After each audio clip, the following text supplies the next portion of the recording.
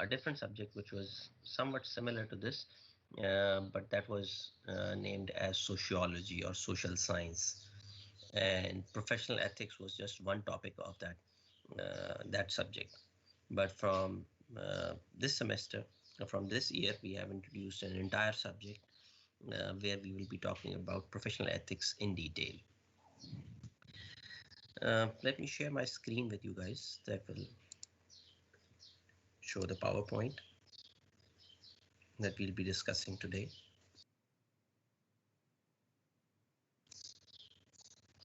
Can you guys see the slides on your screen now? Yes, sir. Okay, that's good. So name of the subject is professional ethics, and this is our first meeting for week 1. My name is Dr. Mazhar Salim. Okay, I'll not be running a slideshow because I want to look at the team side by side, but mainly I'm looking at the slides. So if you guys have any question, meanwhile, you guys can just speak up. Okay, you don't have to raise your hand because mainly I'm looking at the slides right now. Okay,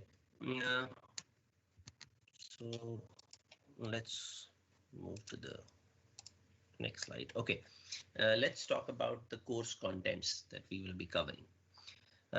In this subject, first of all, we will see some definitions, definitions related to ethics and what are professional ethics, and as we are engineers, so mainly we will try to focus on engineering ethics and then business ethics. By the way, what is your idea of ethics?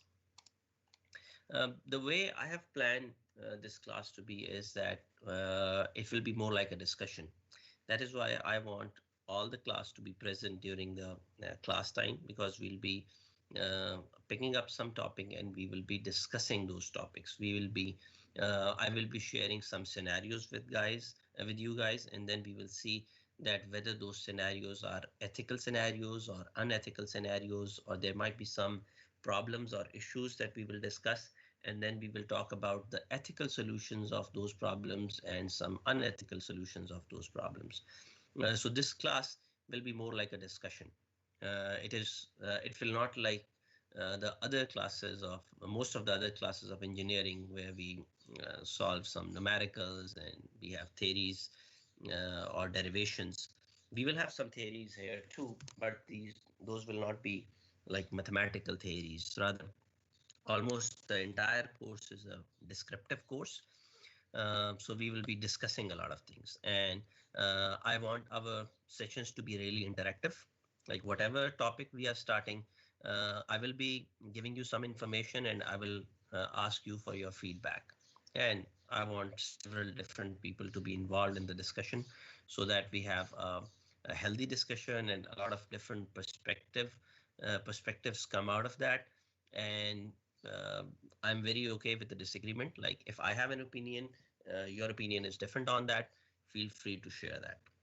And at some point in our course, we will also talk about the ethics of disagreement. Although that is not one of the topics of this course, but I think that's a very important topic, and we will not only need to learn those ethics for this discussion in this class. Rather, in general, we need to learn the ethics of disagreement. That whenever we have a group of people and we are discussing something, and different people have different opinions, then the disagreement is obvious. Then what are the things that we need to keep in our mind when we are disagreeing with somebody? How to effectively communicate our point and how to respect others' opinion. So we will try to learn that too. So first thing, the topics that we will be seeing in this subject is related to the basic definitions of ethics and professional ethics. So first, what does come to your mind when you hear the word of ethics? Can anyone give his or her opinion? I'm looking at the teams now, so you can raise your hand or I can pick up somebody. So anyone, what does come to your mind when you hear the word of ethics? Jawad. Jawad, are you there? Jawad Ahmed. Yes, sir, I am here. Okay, good. So Jawad, when you hear the word of ethics, what does come to your mind? Sir, according to me, ethics are the morals or behaviors that a professional should adopt in his daily routine or daily tasks. Ethics are behavioral standards, basically. Uh, and if we are talking about professional ethics, then we can say that, okay, these are the standards which a professional should follow. But if we talk about ethics in general, so ethics are for everyone, not just for professionals. Although our focus in this subject will be on the professional ethics, but still, ethic is a general word, and it's important for everybody to understand that what are the ethics. By the way, Urdu में हम ethics को क्या कहते हैं? अगर हम इसका उर्दू तर्जुमा करें तो सर अखलाकियात. इखलाकियात भी आप कह सकते हैं, लेकिन ज्यादा शायद आदाब के इखलाकियात is more like about morals. Oh, wait a minute. Can you guys still see my presentation? I felt some interruption.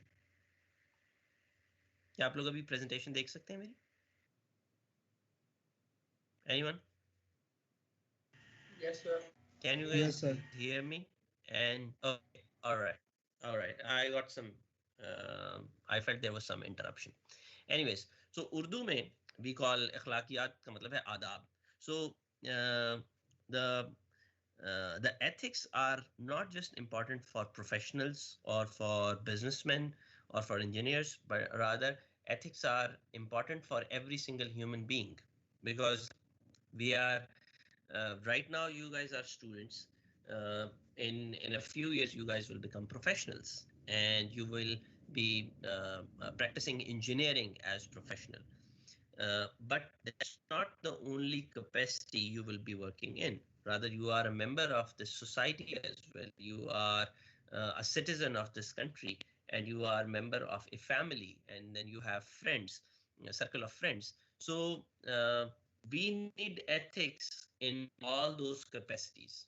So there are some general ethics that everybody should be aware of, that how to behave as a gentleman. And then there are some ethics which are specific to engineers or professionals. So we will try to talk about both these things, like ethics in general, ethics as an engineer, or ethics as a businessman, because some of you will become entrepreneurs and will be doing different ventures. So we need to have that idea. Okay, after these definitions, we will see the need and scope of engineering and professional ethics through case studies. Means we'll try to learn that why do we need these ethics? What will happen if we do not follow any ethics? What are the pros and cons of that? And yeah, ethics, we can also say that ethics are do's and don'ts for our daily life. Okay, and we will try to understand these need and scope of ethics through case studies. I will be sharing different scenarios with you guys, that okay, this is the situation. Now in this situation, what can be the ethical response, or what may be unethical response, or if we do certain type of thing, uh, whether it is ethical to do or it is unethical to do. There are certain things which are legal, um, and in our system there are some loopholes, and you will find things which are not illegal, like legally they are fine, but they are not ethical. So we'll try to talk about these things. Okay. And next, we'll talk about the development of engineering ethics and major issues in engineering and professional ethics. Again, we will try to do that using certain case studies and certain scenarios. And as the subject is of professional ethics, so I will cover some of the examples or some of the scenarios from engineering and some scenarios from business or different professions in general. Like ethics are, for example, in medicine or in finance or in law, something like that. So we'll try to cover several different types of examples, and we will learn uh, the significance, need, and scope of ethics. Okay. After this, the basics about the ethics, we will move to the next main topic, that is moral reasoning and ethical frameworks. And there we will learn first thing about ethical dilemma.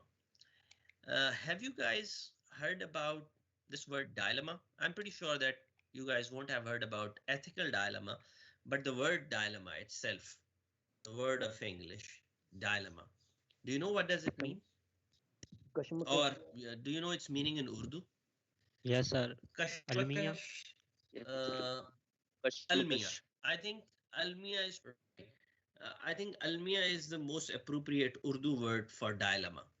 And if you want like a simple word, then it's like a problem, or it's an issue that is hard to resolve. So sometimes in our professional life, we come across situations that we come across problems that can have multiple solutions.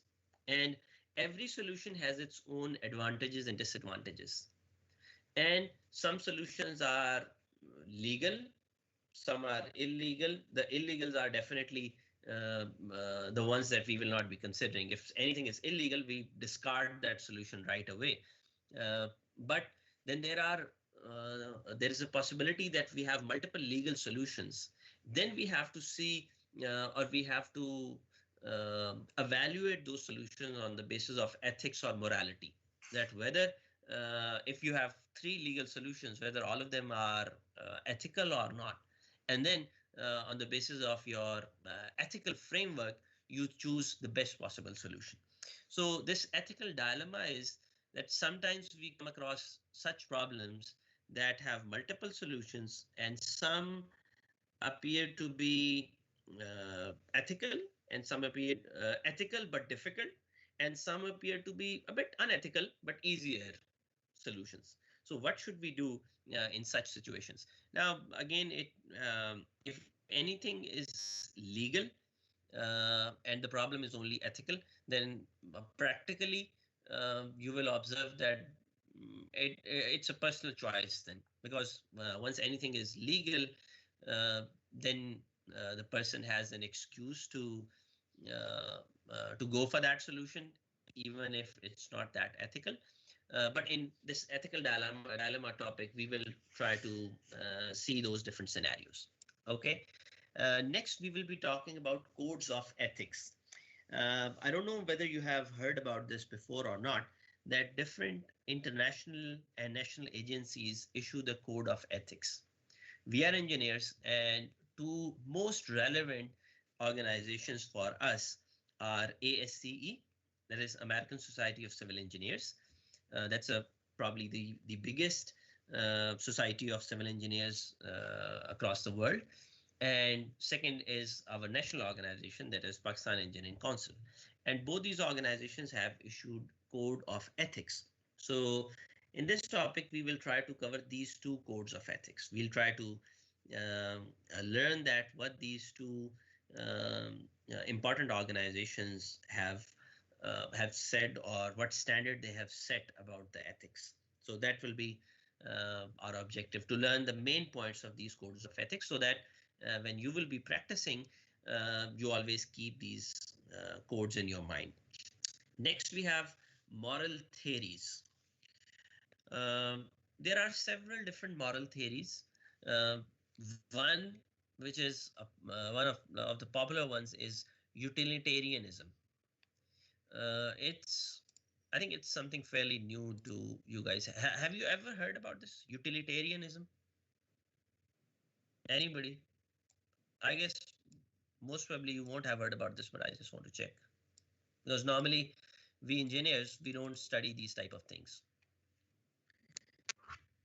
right? So, anyways, this utilitarianism, like it's a theory, moral theory. Uh, Whenever we have multiple choices and we have to make uh, any choice out of those, then there are several theories of morality there, those which guide us to make our choice, to make our selection, right? As I said before, that sometimes we have, or in fact, most of the time, we have multiple solutions to a given problem. And some of the solutions appear to be more ethical, and some appear to be less ethical, and some appear to be entirely unethical. So how to, as a professional, how to choose between those choices? Uh, there are certain theories which guide or help us to do that. And out of those theories, one theory is utilitarianism. So what does utilitarianism say? When we'll come to that topic, we'll talk about that in detail, but just to give you a brief idea, utilitarianism says that if you have multiple solutions and all these solutions are legally correct, like none of them is wrong. If anything is illegal, that should be discarded right away. But if you have multiple, let's say you have three options or three possible lines of action for future, and all of them are legal, then how to choose the best one? It says that utilitarianism says that the solution or the line of action that created greater good, that creates greater good, or in simple word, that creates more happiness, that is the best solution. So if you have three solutions, three all of them are legal, then you want to choose which one you should opt, then you should go for the one that creates greater good or greater happiness, means it makes larger number of people happy. So whatever is that solution, you should go for that. That is the basic concept of utilitarianism. And after that, there are right ethics and duty ethics. So in whatever capacity we are, for example, right now you guys are student and I'm a teacher here. Later on in your after your academic life, you'll become professionals. Some of you will be maybe working with consultants. Some may be working with contractors. Some of you might be working with clients. So in whatever capacity we are in, we have certain rights and we have certain duties. And these duties and rights, whenever uh, we claim our rights or whenever we perform our duties, there are certain ethics we which we should follow. So in this right ethics and duty ethics, we will talk about those ethics which we should observe when we are claiming our rights or when we are performing our duties. Then there are virtue rights, which are related to self-realization and self-interest.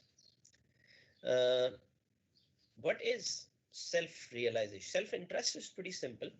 Uh, Self-interest means that uh, everybody, in whatever capacity he or she is, he or she has certain interests, right? For example, at this point, when you are a student, you have your self-interest might be to learn about the topic that we are studying, or to get good grades, or to get an internship later on, maybe to get a job, or in future maybe to establish a business. And these are the major things. And then we have small interests as well. Everyone has self-interests, and there is no harm in following the self-interest or in pursuing the self-interest, making sure that you do not hurt anybody else's self-interest. So uh, you can put in or pour in to achieve your own objectives and goals and pursuing your own interests, but you have to respect others' rights and others' interests as well. And another thing is self-realization. What do we mean by self-realization, by the way? Anybody having any idea about self-realization?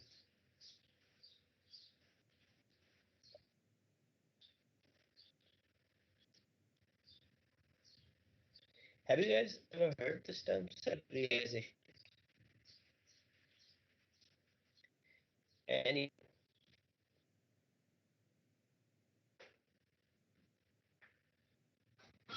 Okay, Farhan.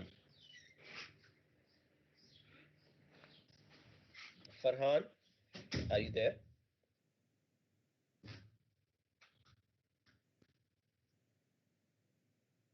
Farhan, not there? Yes, sir. Yes, sir. Okay, okay, you are there. Good. So, Farhan, have you ever heard about self-realization or self-actualization? So it simply means to know about your good things and bad things about your personality. To know about good things and bad things about your personality. Okay. Any other idea? Anybody else? Hafiz Summer. यही नाम है आपका? Hafiz Summer Awan. Yes, sir. जी, Hafiz. Have you ever heard about self-realization, or there are different words used for that? Sir कोई खास idea नहीं है self realisation के बारे में. Okay. Engineer Ehtisham. Yes, sir. Ehtisham. Any Yes, sir. idea about self-realization? Sir खुद के लिए सेल्फ एक्चुअलाइजेशन कह सकते हैं आप. One self. Self, if you explain it a bit, कि क्या हो सकता है? सर खुद के लिए जो भी आपके मतलब आप हों इस वक्त एट अ टाइम. आप क्या हैं इस वक्त? Sir being a student.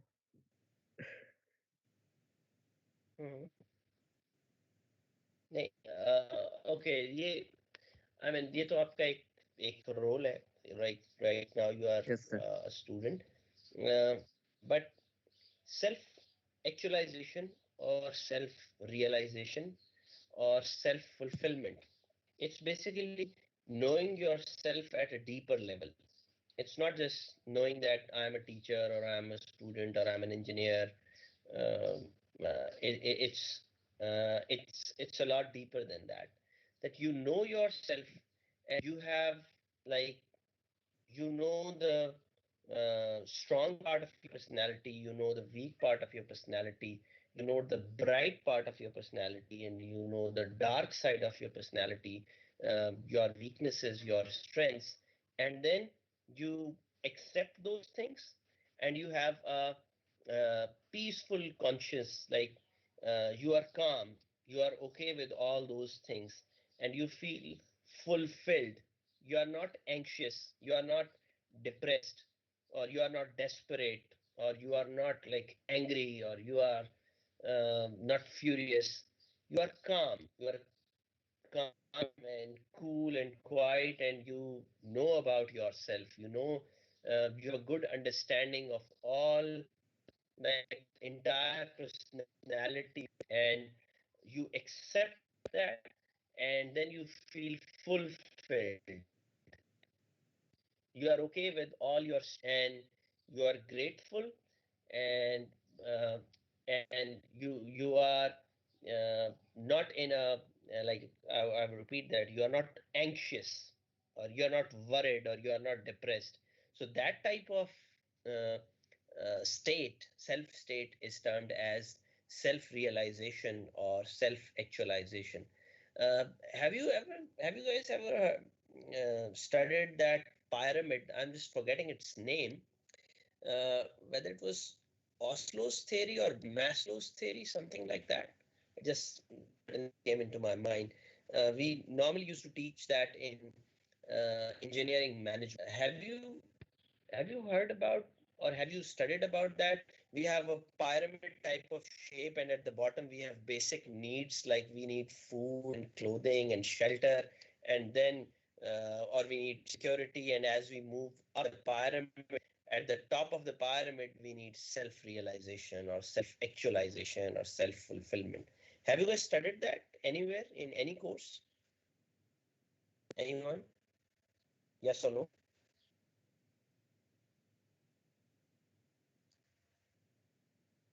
Fida, but so have you studied this pyramid type of thing? Are you there? So I have not studied before that, but I searched it right now, and I have seen there is a pyramid, and it is stated that this is Oh, Maslow's theory, I think. Fida, unfortunately, your voice is not clear and I am unable to hear you properly. But anyways, thank you for your answer. We have Pereira. C. Gianni Pereira. Am I pronouncing your name correctly? Are you there? Yes, sir. Pereira. Hello, Okay. sir. So, have you ever? Okay, Pereira. Have you, sorry, how do you pronounce your name correctly? Jayani Pereira. Jayani Pereira. Unfortunately, again, voice is not. Gianni Pereira. Okay. So, Gianni, have you ever heard about this pyramid thing? Like at the bottom we have the basic needs, and at the top we have uh, self-actualization. Have you ever heard this? No, sir. No? Have you, by the way, have you guys studied the subject of engineering management? Benefits, yes, sir. Have you studied this or not? Yes, sir, I Yes? have. Okay. Benefits of civil engineering. Okay. All right. Anyways, so when we come to this self-realization or self-actualization, we'll talk about this in detail. Let's move on. Then we have ethical problem-solving techniques. And this is something that we have already talked about, that we have any problem, and for that problem we have multiple solutions. And for those solutions, we will learn how to evaluate those solutions. That and again, anything that's illegal, that will be discarded right away. But how to compare the legal solutions or permissible solutions, how to see which one is ethical, more ethical or less ethical. So we will learn problem solving skill here. Okay, and then what next? Okay, we have next is contemporary professional ethics. So as professionals, we have certain responsibilities, and when we try to fulfill those responsibilities, we need to learn that, or we need to keep the ethics in our mind, right? Regarding the risks, safety. So we need to evaluate all our solutions on the basis of ethics, and we see that. Next is workplace responsibilities and ethics. So whenever we are part of any organization, or even if it's not a professional organization, if even it's an educational institute, uh, very often we work in the form of groups or teams. Like even you guys, you solve your projects, your survey in the form of groups or teams. So we need to learn that uh, how to maintain certain ethics to ensure healthy teamwork. So how to build a team and how to uh, carry the team forward, making sure that all the ethical requirements are satisfied. So we'll talk about those things. And confidentiality is very important, and conflict of interest. In simple words, it's not it's not exactly privacy. It's a bit more than privacy. Like for example, if you are part of any organization, then there are certain uh, ways of doing some particular tasks, and some organizations might consider those things as kind of their business secret, something like that. So if you are part of that organization, it is your moral duty to make sure that you do not leak any such information. And uh, in addition to this moral ethical responsibility, organizations also have legal framework to ensure such things. There is a agreement I don't know if you guys have ever heard about that. That is known as NDA. So organizations, if you are becoming a member of an organization or joining a company, and then there are certain things that they don't want you to disclose, so they get you they make you sign a document that's known as NDA, and its full form is non-disclosure agreement. So you cannot disclose anything about that organization or about any particular project. And especially the people who work in the defense sector, like the people who are involved in the manufacturing of weapons or tanks or like missiles or any other kind of weapons, then those organizations are very strict about their confidentiality, and they make non-disclosure agreement. And then if you disclose anything about that project, then you are uh, you are in trouble, because that becomes a legal binding then. But in small organizations, even if such legal binding is not there, but you must always respect the confidentiality.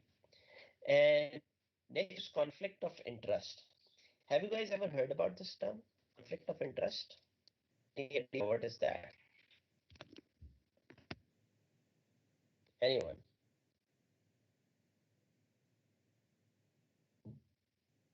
What is conflict of interest?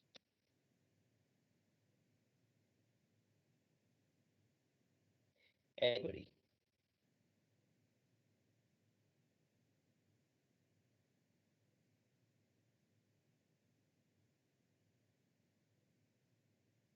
Okay, Hassan or Hassan. Mia Hassan Ali, 99. Yes, sir. Are you there? जी, आपका हसन नाम है, आपका हसान नाम है? Sir Hassan. Hassan. Okay, so Hassan, have you ever heard about conflict of interest? Sir, I think we studied in engineering, community, and construction management, but I didn't. Oh. Oh, so you have studied that in the past, but currently, like right now, you don't remember what was that. Sir, I think. Is that what you're saying? Gigi? Yes, please go ahead. Sir, your voice is not clear. I think there is a problem with internet with me. Oh, okay. Actually, I also cannot hear you properly, so there is some Yes, trouble with internet. yes, sir. Okay. Okay, one thing about our discussion, when we'll be discussing things, it's okay to give wrong answer. I don't mind that. Like, this is not your exam. We just want to have a discussion, and I want to take your opinion. So if you are not 100% sure about anything, you can still answer. You can make a guess, and that's okay. There are no negative points for wrong answers. Okay. So anybody, can anybody give me an idea about conflict of interest? It is conflict of interest. Haris.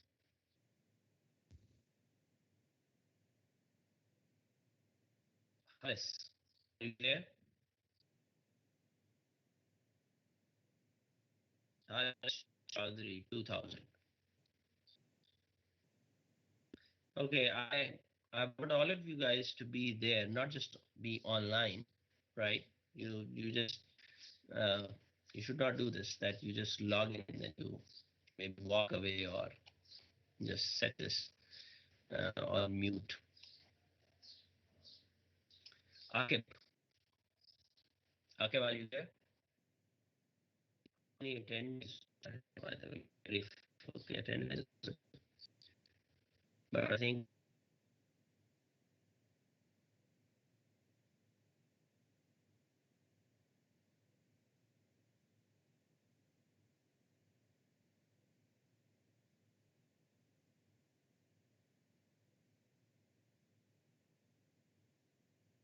about that. Okay, anyways, so let's quickly come back to the point. All right, so we were talking about conflict of interest. So, okay, let me explain it to you. Conflict of interest means that you are uh, serving at two different positions, or you are serving in two different capacities, and your interest in one capacity conflicts with your interest in the other capacity. For example, if you are in a let's say in a engineering organization, and you are working with a consultancy firm, okay, and you do structural design or geotechnical design for them, supposedly. And let's say in parallel, you start working as, like, you start practicing the engineering independently as well. So you are working as an engineer for an organization, and in parallel you are working independently, let's say as a freelancer or as an individual consultant. And then the organization's interest is, the organization that for which you are working, the interest of that organization is that you work for them and you design projects for them. But your interest as an individual consultant or as a freelancer might be to get those projects yourself as an independent consultant, because you can make more money in that case. So now your interests in those two capacities are conflicting with each other. So I've just given one scenario. There can be several other scenarios like that. So in such cases, we call that situation as conflict of interest. That when your interest conflicts with the interest of that organization for which you are working, and there can be multiple reasons for that. I have just created a this hypothetical situation for that, but this actually happens in a lot of cases. So we always need to we should always try to avoid conflict of interest.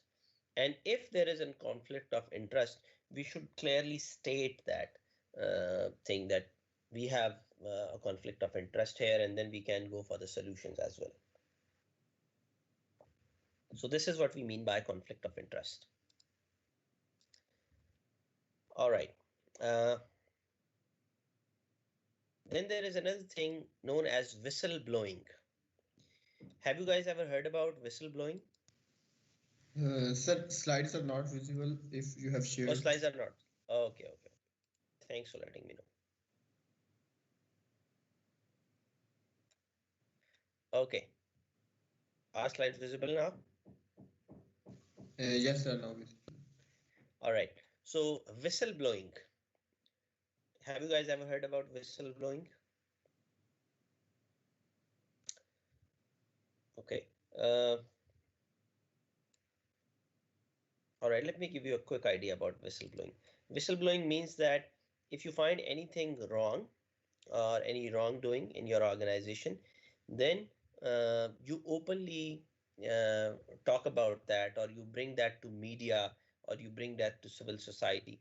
Like, one thing is that if you find that something is wrongly done in your organization, the normal or regular way is that you talk to your immediate boss or your higher ups about that issue, and you take that issue like kind of through proper channel. But other way is whistleblowing, that instead of going to your higher ups, you bring it to the society and you advertise that on social media, let's say. So this kind of behavior is termed as whistleblowing. And there are pros and cons of whistleblowing, and there are multiple reasons that motivate people to go for whistleblowing. Some of the reasons might be positive, some might be negative. So when we'll talk about this topic, we'll discuss that in detail. Okay, that what is whistleblowing, and whether it is what are the scenarios in which whistleblowing is good, and what are the scenarios in which it is bad. Next is bribe and gift. Bribe is a negative word. Urdu में इसे हम रिश्वत कहते हैं. So it's definitely not acceptable. But then there is another word associated with that. That word is gift. Sometimes when we are at a decision-making position, some people try to give us gifts, and those gifts are considered kind of indirect bribe, right? They won't give us any gifts if we were not at that position. Those gifts are just uh, because of that position. So although it's pretty clear what should we do in such situations,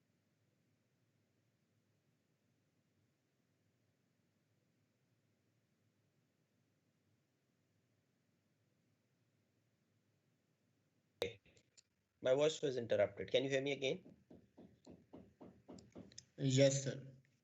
Okay, so we are back.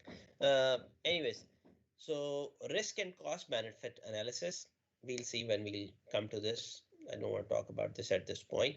Next is gender discrimination and sexual harassment.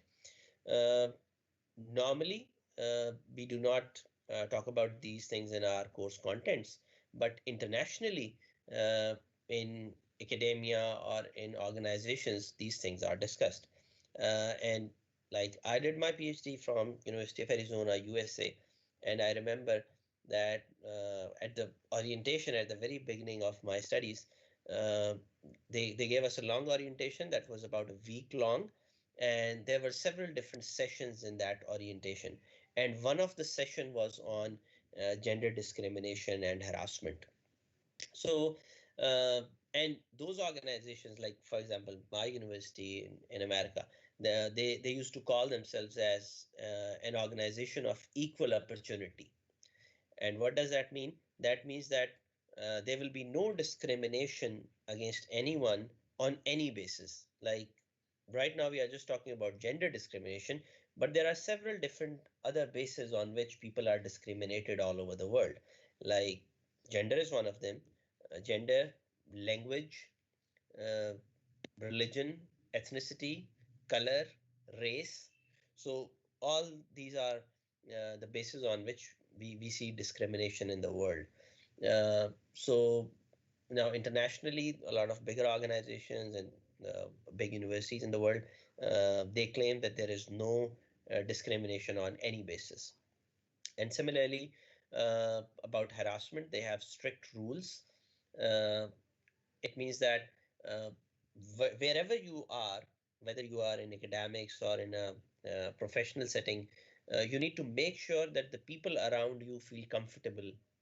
They don't feel any discomfort because of you. And uh, in international organizations, there are offices who deal with all such cases. Like I remember in University of Arizona, we had an office of equal opportunity.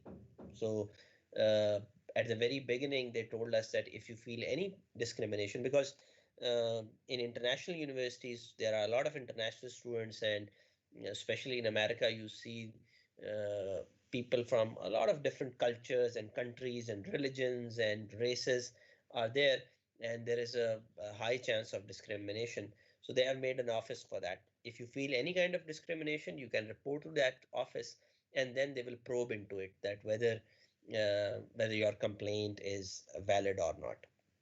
So although we do not have such smooth systems here, but still we are making improvement in this regard. So when we'll come to this topic, we'll talk about different issues that different members of our society face, and how to deal with those issues. And we in our university, we again try that nobody should face any kind of discrimination. Like for me, you guys are all students, and we are here to talk about certain subject or certain topic. Like currently, we are talking about professional ethics. So, and in some other course, we might be talking about engineering mechanics or structural mechanics. So we teachers, we always try to focus on the topic that we are teaching, and we are concerned that whatever we are trying to deliver, you guys effectively receive that, and there is a good communication, two-way communication between us. And we try not to bring any other uh, any other basis of discrimination in between us and our students. Okay. And same thing we'll try to maintain in this course as well.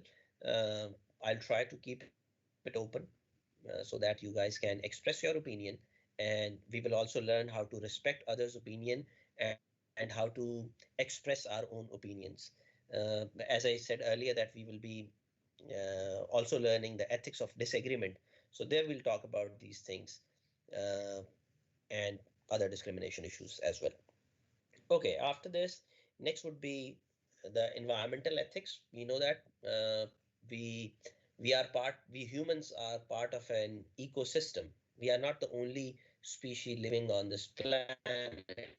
There are several, like maybe thousands of species or countless species, and we need to make sure that we do not harm our environment in any way. So there are certain ethics to follow, and we'll talk about those. Then computer ethics and internet. Uh, Almost all of us, I think surely all of us use a computer or any other type of gadget. Like for example, right now, some of us are on computers, some might be on laptop or tablets or mobile phones.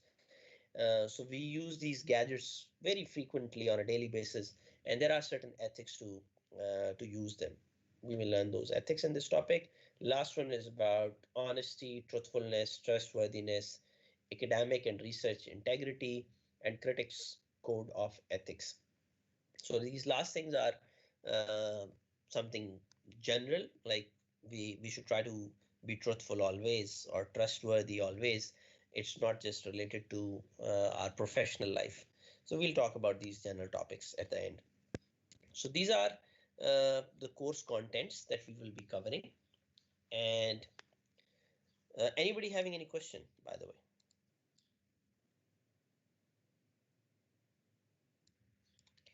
Any question, guys?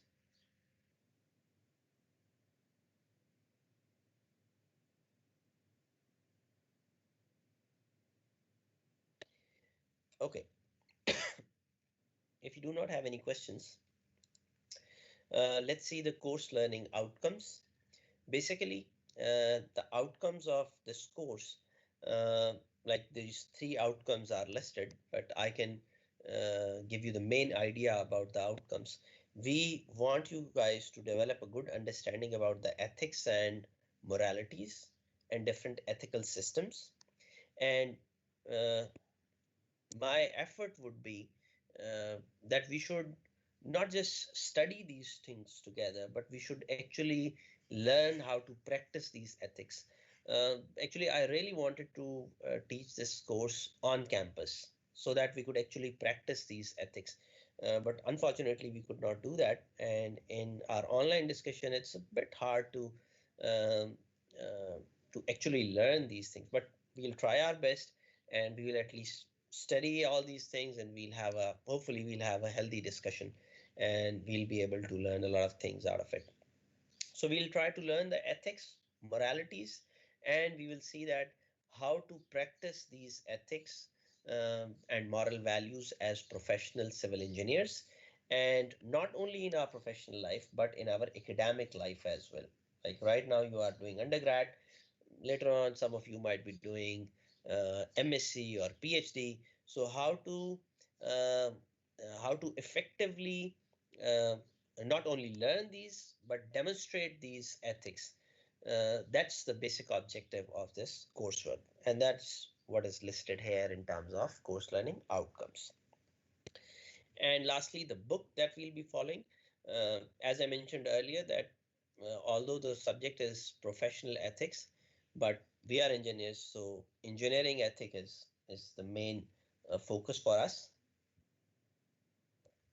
So the book that we will be following is Introduction to Engineering Ethics, and this is just one of the book.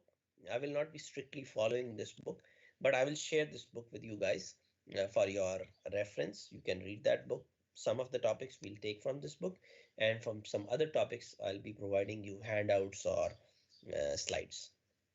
Okay, so that's it. There are some other things that we will cover in next meeting, inshallah.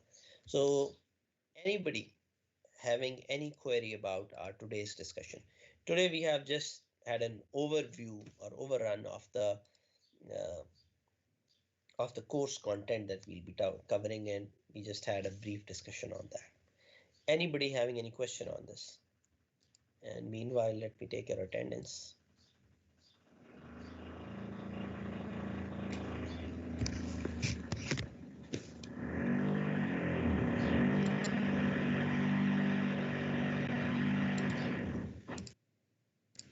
Any question, guys?